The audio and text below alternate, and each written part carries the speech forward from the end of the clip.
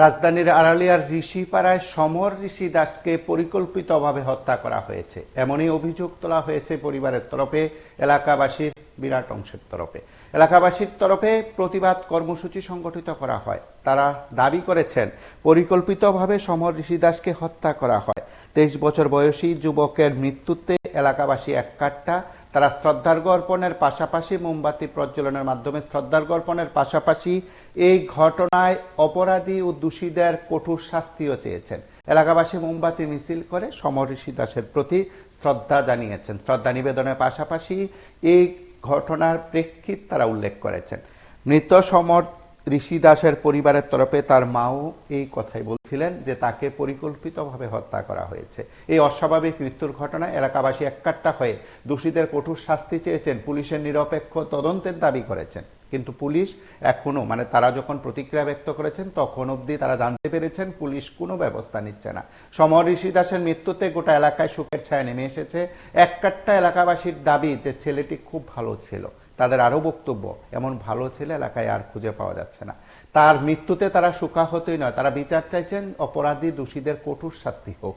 সেদিক থেকে তারা এই মোমবাতি প্রজ্বলন কর্মসূচি করে শ্রদ্ধা নিবেদনের পাশাপাশি অপরাধীদের শাস্তি চেয়েছেন। আমরা সরাসরি সেই কর্মসূচির খানিকটা দৃশ্য দেখি।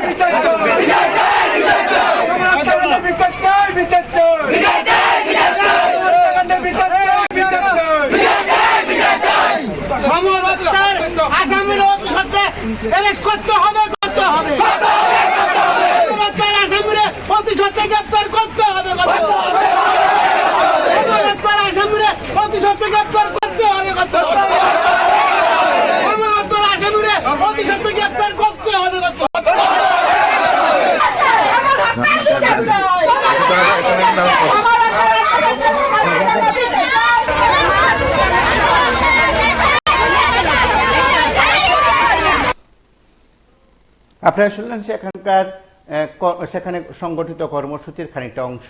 আমরা একবার কথা শুনি সমর ঋষি দাসের মা কি বলছেন, অন্যান্য প্রতিবেশীরা কি বলছেন, সংবাদ মাধ্যমের মুখোমুখি হয়ে তারা কি প্রতিক্রিয়া ব্যক্ত করেছে। আমরা আজকে নিরবলা আজকে আমরা সেদিন ওই মোমবাতি নিয়ে আমরা এলাকাবাসী বাইরেছি। যদি খারাপ ছেলেটা হইতো সেটা আমরা এত লোক আসতো না। হ্যাঁ, আমার ধারণা আর কি, একটা মিনিস্টার এবং একটা পাড়ার নেতা মূল্য সেরকম লোক হয় না।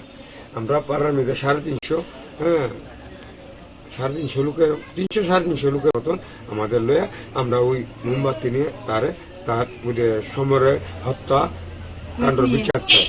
এইটা নিয়ে আমরা একটু এলাকা পাড়ার বাজার নিয়ে সেটা আমরা করতে গেছি।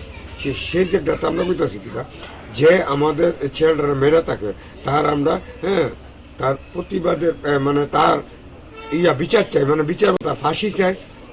আর আমাদের এইটাও আমাদের এলাকা থেকে তার তুচ্ছ হইতে আমাদের এলাকার মধ্যে রাখলে আমাদের আরো অন্যরা আছে, আরো আমাদের মেয়েরা আছে, আরো নষ্ট করবো, আর আমাদের আর অন্য ছেলেরা আছে, এভাবে মৃত্যু হইব।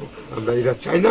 আমাদের এলাকা থেকে উনি তুচ্ছ হইতে স্থানীয় এলাকার থাকতে পারতেন। স্থানীয় প্রশাসনের কাছে আপনার যাওয়ার পরে কি ধরনের আশ্বাস পেয়েছেন প্রশাসন থেকে? স্থানীয় যাওয়ার পরে তারা কইছে আমরা 5 দিনের টাইম দেন। আমরা একটু অনুরোধ করছি, আপনারা আমার বিচার, আপনার কাছে বিচার দিচ্ছেন, সবকিছুই করছেন, সবকিছু ঠিক আছে, আমরা 5 দিনের টাইম দেন। 5 দিনের পরে আপনারা কাজ আমরা করে দেব। এরপরে আপনারা চিন্তাধারা আমাদের যদি 5 দিনের টাইম নিছে, 5 দিনের পরে যদি কিছু না হয় আমরা ওই সে আন্দোলন করতে যায়, আমাদের পূর্ব টানাতে যায়, সে আমরা আন্দোলন করুন, বা করুন।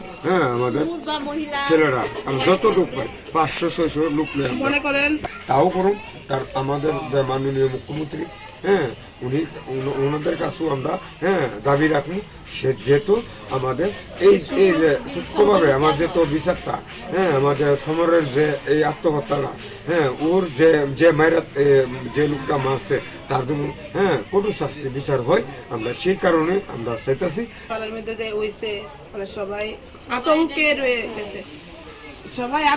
রয়ে গেছে, তার জন্য আমরা ন্যায্য বিচার চাই, কঠোর বিচার চাই। যেমন একজন মায়ের যেমন বুক খালি হয়েছে, আমরা চাইতাছি আমরা এরকম ন্যায্য বিচার যাতে। তো মেয়ের বাইক গেছে, মারছে, ধরছে, অপমান করছে, আয়াসেরা গড়ে আসছে, খাইতো না, লইতো না। তখন কইছি মা বাইতে কই যাইবি, এই মায়ের লিগে হনে আমার ভিতরে মায়েরা দুইটা নিয়ে ফেলাইছে। এরপরে তো বিচাইতাছি ফাই না। এরপরে শুনতাছে বাইক দিয়ে বিলে টাউন থেকে আনছে, ওখানে আইনা সেরা মায়েরা এনে ফেলাই দিচ্ছে। কে আনছে বাইক দিয়ে? বাইক দিয়ে দেখতে কলেজ টিলার এনো গিয়া দি ফুলা বুয়ার ভিতরে মুন্ডালান্ডে বয়া দিছে, আর শুকলি একটা লাগাই না, এই দূর একটা ওয়াল